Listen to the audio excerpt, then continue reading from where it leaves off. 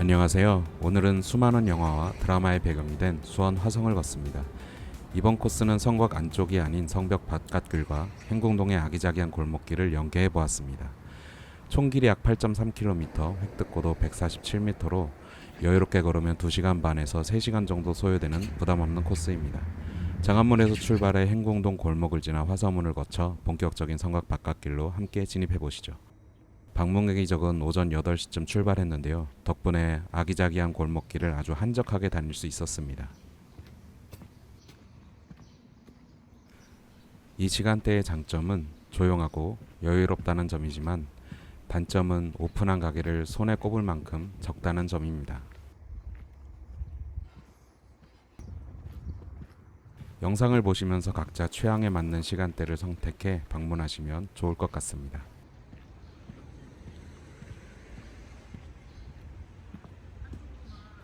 걷다 보니 문득 방문하고 싶은 예쁜 카페들이 몇 군데 보이더라고요.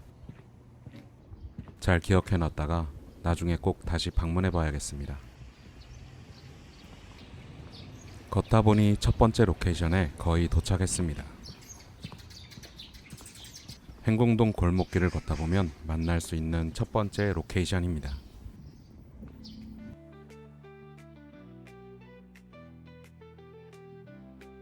드라마 찬란한 너의 계절에서 하란이 찬의 숙제를 하며 카메라의 일상을 담던 공간인데요. 소소한 골목 풍경을 사진으로 기록하며 걸어보기 좋은 곳입니다. 바로 옆 골목으로 접어들면 선제엽꽃 튀어 촬영지가 나옵니다.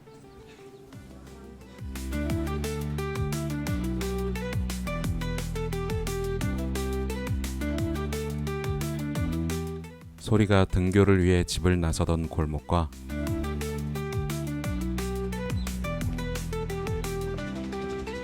소리가 오토바이로부터 선제를 구하기 위해 벽치기를 하던 골목입니다.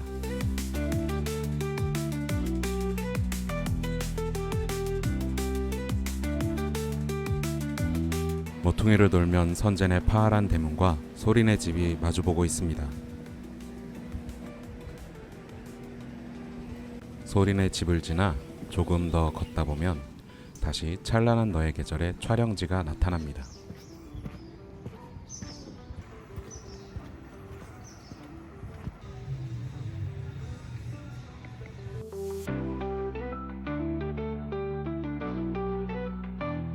하란이 현상된 사진 속에서 찬이 남긴 추억과 자신을 향한 마음을 확인하게 되는 감정의 전환점이 되는 공간입니다.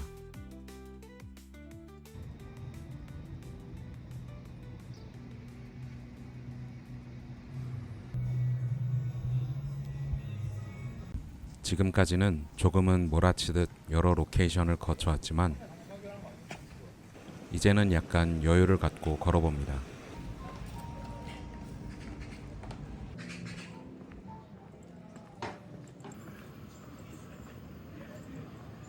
걷다 보면 화서문에 도착하게 됩니다.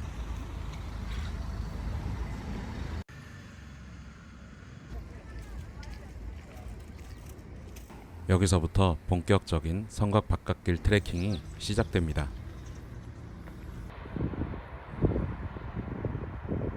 주택가 골목을 벗어나 웅장한 성벽과 숲을 보며 걸을 수 있는 구간입니다. 도심 속에서 자연을 느끼며 천천히 발걸음을 옮겨봅니다. 걷다 보면 중간쯤 서안문을 만나게 되는데요. 이 서안문을 통해 서장대로 진입할 수 있습니다. 서장대는 팔달산 정상에 위치해 있어 시야가 굉장히 좋은 곳입니다. 다시 서안문을 통해 바깥길로 진입합니다. 서장대를 지나면 도시 소음도 잘 안 들릴 만큼 한적한 길이 이어집니다.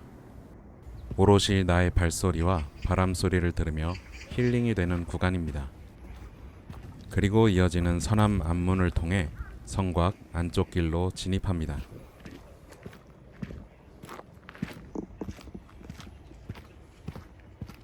남포로까지는 산의 중턱을 타고 이동하게 되는데요. 이곳 남포루는 드라마 25, 21에서 버스 정류장으로 등장했던 장소입니다.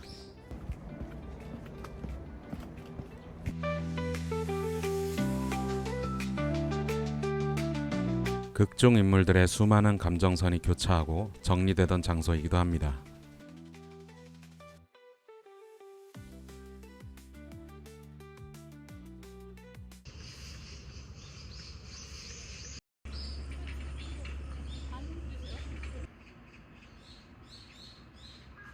이곳을 둘러본 뒤 다시 하산을 시작합니다.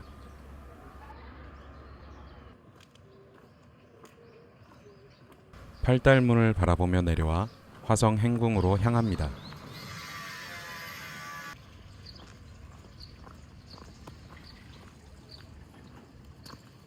가는 길에 마주하는 구도심 거리는 30년 전 수원의 중심지였으며 최근 도시정비 사업을 통해 깔끔하게 되살아난 길입니다. 과거와 현재가 공존하는 거리를 지나면 국내 행궁 중 최대 규모를 자랑하는 화성 행궁이 나옵니다.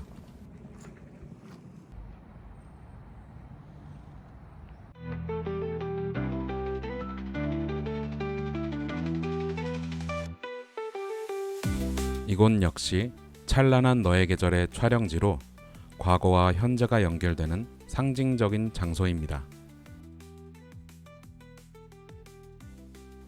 트레킹 중에 잠시 들러보시는 것을 추천합니다. 행궁 광장을 가로질러 종각을 향해 걸어갑니다.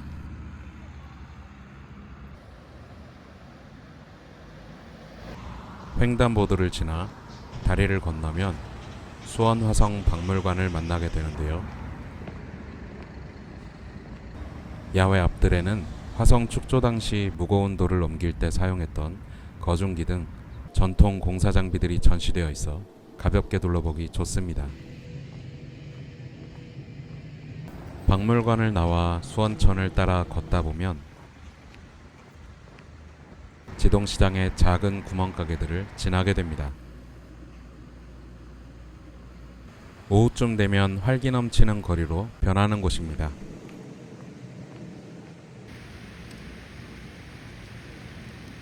남수문을 지나 좌측 사이길로 올라갑니다. 동남 강로를 지나 탁 트인 공원길을 걷다 보면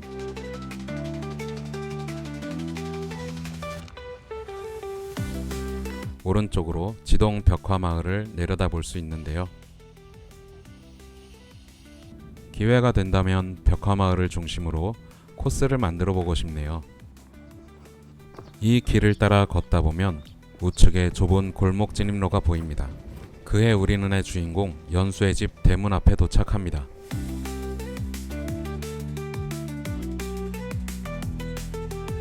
연수와 웅이가 알콩달콩하며 대문 옆으로 몸을 숨기던 설레던 장소입니다. 실제 주민이 거주하는 공간이므로 조용히 지나가며 다시 코스로 들어갑니다. 연수의 집에서 나와 화성의 동문인 창룡문을 향해 출발합니다. 마을과 성곽 사이를 걷다 보면 창룡문 너머로 광교산 정상이 바라보이는 길입니다. 거의 도착했을 즈음 오른쪽으로 수원 화성의 명물인 플라잉 수원 탑승장이 보입니다. 이제 창룡문에 도착했습니다.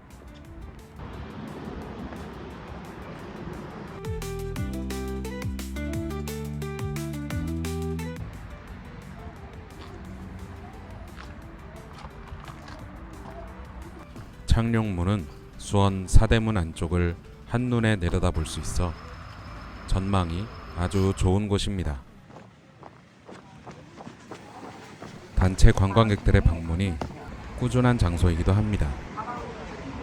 저 버스 정류장이 그해 우리는에서 웅이와 NJ가 마주친 정류장입니다.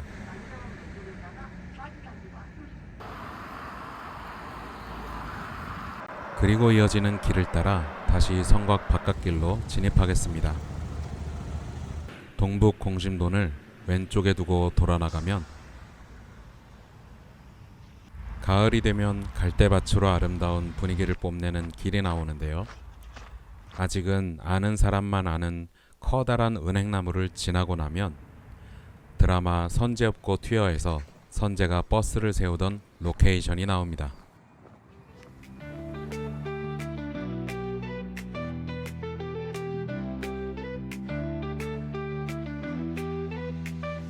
소리가 버스에서 졸다가 못 내릴 뻔한 것을 선제 덕분에 내리게 되고, 소리가 선제의 코를 찌르던 재미있는 장면이 촬영된 곳입니다.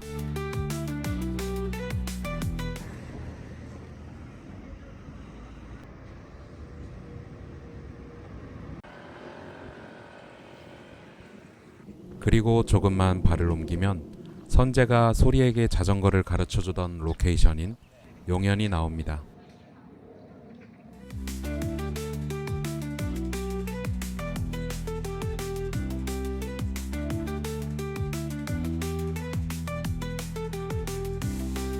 선제의 인내심을 시험하던 코믹한 장면이 떠오르는 곳인데요.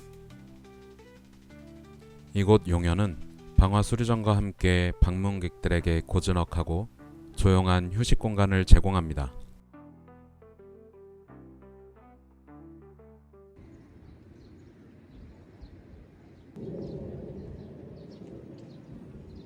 방화수리정 우측을 보면 좁은 계단이 있습니다. 이곳을 내려오면 화옥문을 만날 수 있는데요.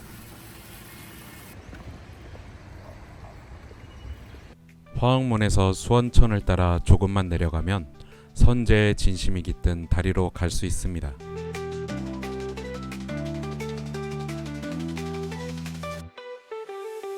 사실 이 다리에서는 인물 사진이 예쁘게 나오기가 쉽지 않은데요.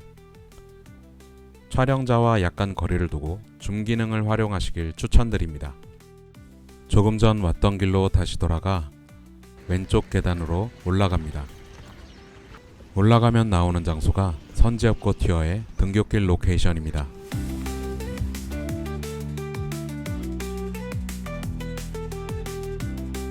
선제의 오해와 함께 소리가 다시 현재로 돌아가게 되는 재미있는 에피소드가 촬영된 곳입니다. 드라마의 한 장면을 떠올리며 마치 등교하는 기분으로 처음 출발했던 장안문을 향해 걸어갑니다. 장안문에서 출발해 행궁동 골목길과 성곽 바깥길을 크게 도는 순환 코스를 모두 마쳤습니다. 웅장한 성벽 밖의 자연과 드라마 서사가 가득한 골목길을 함께 즐길 수 있는 매력적인 길이었습니다. 이번 주말 카메라를 들고 이 특별한 길을 직접 걸어보시는 건 어떨까요? 오늘 여정은 여기서 마칩니다. 영상을 재미있게 보셨다면 구독과 좋아요는 영상 제작에 큰 힘이 됩니다. 시청해주셔서 감사합니다.